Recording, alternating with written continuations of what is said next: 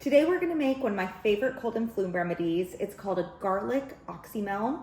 First, hi, my name is Sam. I'm a clinical herbalist. You might already know that because you are one of my clients and you are here because I sent you this video and you're gonna make your own oxymel because you're probably going in a cold and flu season or whatever we talked about. Or you might have just found this video because you're interested in making your own cold and flu remedies. And regardless of what brought you here, welcome. Let's get started. So garlic oxymel is one of my favorite cold and flu remedies because it's cheap, it's easy, and you can buy all of the ingredients at the store, and chances are you might already have all the ingredients at home, so you could even make it today. So what you're gonna need is fresh garlic, apple cider vinegar, honey, a clean glass jar, and I sterilized this jar. If you don't know how to sterilize a jar, there are a few methods. You can Google how to do that, and it's pretty easy. One of them is you boil it on a stove. Another is you can bake it in the oven, and some people like to put it through a dishwasher. Some people don't think that it sterilizes it that way, but I've done it a few times and I've never had an issue. So you can look into that on different blogs or videos if you want to look into that further. So what we're going to do is we're going to open your glass jar and you're going to peel your garlic. So you can see that I already started peeling my garlic. And I didn't want to do all of it because I just wanted to show you how I like to peel garlic. My favorite way is actually with this little silicone roller. It just makes it really easy, but if you don't have that, this is what I like to do. So I like to get a bowl so I can put all of my all of the scraps right into the bowl, so I don't need to go back and forth to the trash. And so I take all of the pieces off one at a time.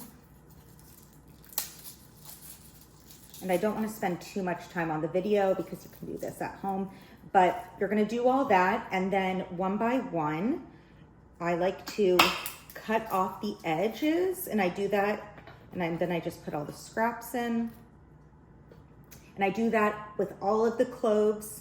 And then I like to push down gently with a knife on all of the cut garlic pieces one at a time.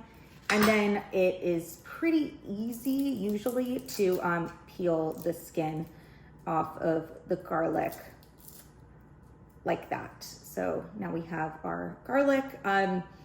If you keep on doing that, your hands are gonna get pretty sticky. So you just go to the sink and wash your hands a few times in between because it's just a pain once your hands are sticky and the pieces won't come off your fingers. So you might have to do that a few times. But once you have all of your garlic peeled, then it's kind of up to you how you want to put it in the garlic in your jar. What you're going to do is you could either just put it in whole. I usually prefer to cut it either in half or into pieces of 3 or 4. Today, I think we'll do it in, I'll cut each clove of garlic into thirds. Right here today, I peeled 2 heads of garlic, maybe 2.5 heads of garlic. So you can just use however much you have at home at the time. It also depends on how big your jar is. So I'm gonna slice this into 3 pieces. And you might be asking, well, why do I even want to do this? And when should I be taking garlic oxymel? Well, you can do it a few different ways. You can take this as a cold and flu preventer all through the fall and winter months. So you can take it as a preventative daily. So you could have 1 or 2 cloves per day, or you could just drink the liquid that it infuses into, or you could have both. You could spoon it out and have some of the menstruum, which is going to be that honey and apple cider vinegar liquid with the garlic extracted into it. You could also have it If you get home from a party or from work, or maybe you're hanging out with a bunch of kids and a few people were sick wherever you were, and you think, oh gosh, I really hope I didn't get sick from somebody, that would be a perfect time to have some of your Oxymel. Or maybe you come home one day, or you wake up one morning and you feel a tickle in the back of your throat. That would be another great time to have some. Maybe you are full-blown sick and you forgot about this. It's not too late. You can still have some of your garlic Oxymel all through your illness. I find it most effective if you catch it early or before it even starts. But I definitely have been sick and had my garlic Oxymel through any illness, and it helps a lot. If I am actually sick, or if I'm in a situation where I think I'm about to get sick, I might have more than, or have it more often than I would if I'm just having it preventatively. But it's really up to you. It's your tolerance.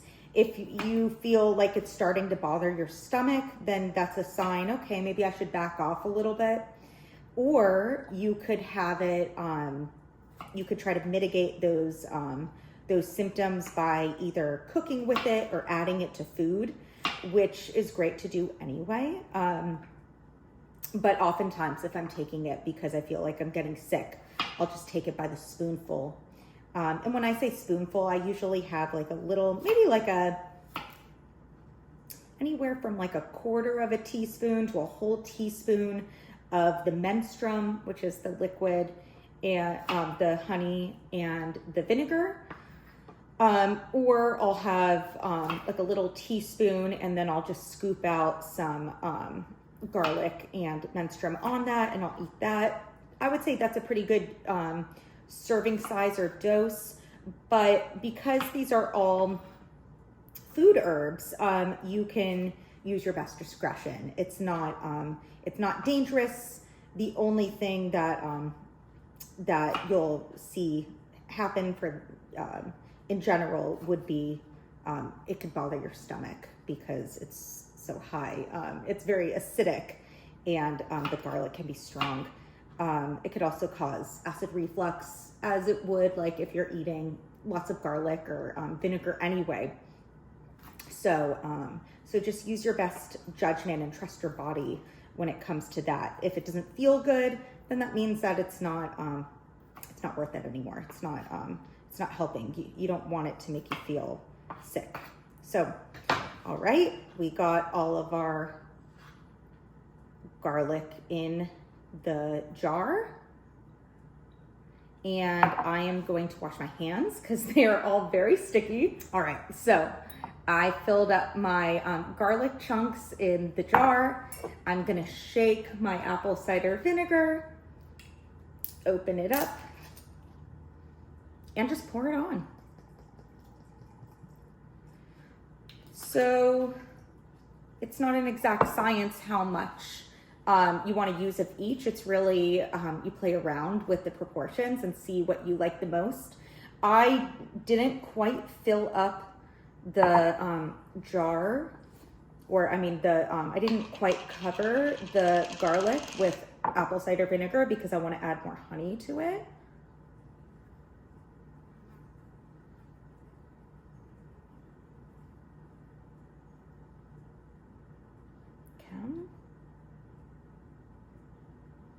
I prefer to use local honey when I can, and I am lucky enough to have some with me right now. But just use your favorite honey, whatever honey you have. All right.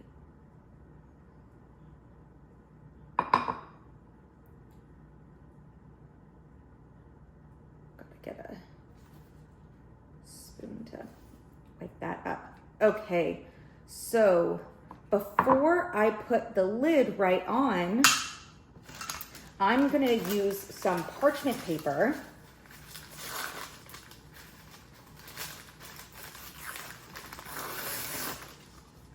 to place in between my lid and the glass jar. And I'm doing that because my lid is metal and the apple cider vinegar will corrode the metal lid, and we don't want metal in our medicine.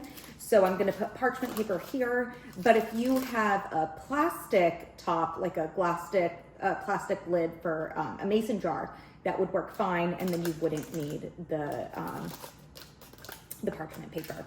So I put that here, it's nice and tight. And so what I'm gonna do is I'm gonna shake it up. I'm gonna turn it upside down. I'm gonna twist it, and I'm gonna really, really shake. So sometimes you can see, now I have a bunch of honey just hanging out on the side. And so this will happen, especially at the beginning. As it continues to infuse, the honey will become more viscous, and that won't be an issue, but that'll happen at the beginning. That's okay. If you need to, you could get a spoon to stir it as well. But if you can just shake it, that's also fine. All right. And it's as easy as that. Now, all we have to do is put it in a cool, dark place. I find the easiest to be just a kitchen cabinet. And we're just gonna let it sit, and you're gonna shake it every day. You could shake it more than once a day.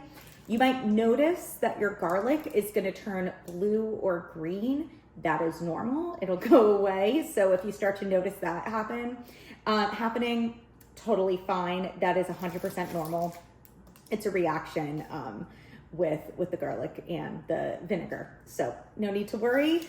And the longer it sits, the more that the honey and the apple cider vinegar extracts the garlic and all the constituents inside the garlic. So then the menstruum itself will be stronger, and the garlic itself will become more palatable and easier to eat. So I honestly encourage you to play around with how long to let it sit before you start eating it. I know some people that like to just eat garlic raw, or slice it and eat it raw when they start to feel like the first signs of cold and flu. So you could absolutely start right away. For a lot of people, just the taste and it's too strong and it hurts their stomach. So you have to see what feels best in your own body. But I would say myself personally, after maybe a day or two, I can start tolerating it. But it's really different for everyone. Some people maybe after a week. But you should try. Take a really small spoonful. Start with just the menstruum itself, and before you go to the garlic. That would be my suggestion. But you could do whatever sounds best for you. And now your herbal medicine is ready to take. You can make this as many times as you want throughout the cold and flu season. Each time you make it, you can play around with the proportions of apple cider vinegar and honey. You could even make a batch with only apple cider vinegar. You could make a batch with only honey. It would no longer be an Oxymel, but that's okay. It'll still have benefits. I suggest that you try it all. Then garlic is just such a powerful herb, and I encourage you to try it in as many preparations as you can. If you're going to be taking it in a medicinal dose, which is what this intention is for, then you want to be careful if you are on blood thinners, because garlic is a blood thinner, and so there could be some herb-drug interaction with that. And if you're unsure with any other pharmaceuticals that you're on, always make sure to ask somebody that's trained in herb-drug interactions, whether it be a clinical herbalist or perhaps your doctor or pharmacist, and just to make sure that you're doing everything safely. So I hope that you enjoy your garlic Oxymel. Please let me know if you have tried it or if you try it and how it works out for you. If you have any questions and you're a client of mine, of course, you can email me before our next session. And if you're not a client of mine and you're interested in getting your own herbal protocol and talking to a clinical herbalist, then you can set up a session with me. I'll link it below. And I hope that you enjoy your garlic Oxymel. Cheers.